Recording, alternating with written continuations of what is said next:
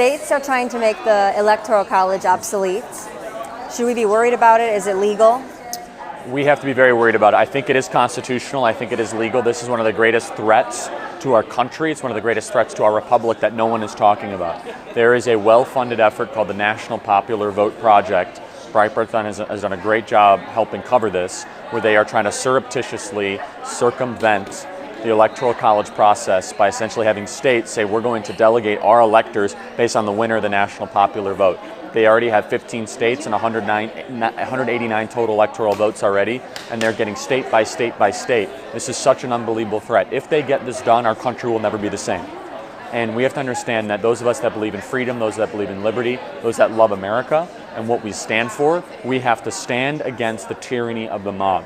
And the Founding Fathers understood that you have decentralized elections through the Electoral College and having states' rights. Remember, the states created the federal government didn't create the states. The Electoral College is brilliant. The Electoral College has worked. It's one of the greatest firewalls against tyranny and bad government. We have to do everything we can to stop the National Popular Vote Project that is now having too much momentum in a very dangerous way. If they get their way with this project, how many cities or what areas in the country are going to be the deciding factors as who wins presidential elections? It'll be Los Angeles and New York, Malibu and Manhattan that will have a disproportionate amount of voice in these elections. And what makes the Electoral College so brilliant and so amazing is it forces candidates to go to a diverse range of states. But understand, one of the reasons why we've been able to have peaceful transfers of power is we're not like Italy, something that you know really well, where they have 955,000 political parties, right? And they have elections all the time.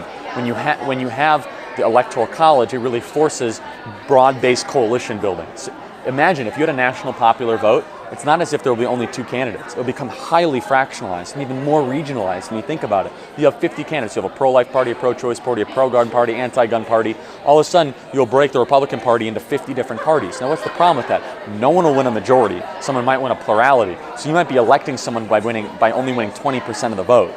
And the other part, if you have a runoff, well, then you'll have these super hyper-focused parties that will only further divide our country. And so we have to understand that a national popular vote, it wouldn't just, the elections would be totally different as we know them today. It wouldn't just be the two choices that we have now. And some people say, well, that's a good thing. Well, hold on a second. You want 500 different people running for president on hyper different issues? That's not good. We're not a parliamentary system. Our government is not set up for that. We're a bicameral system for a reason.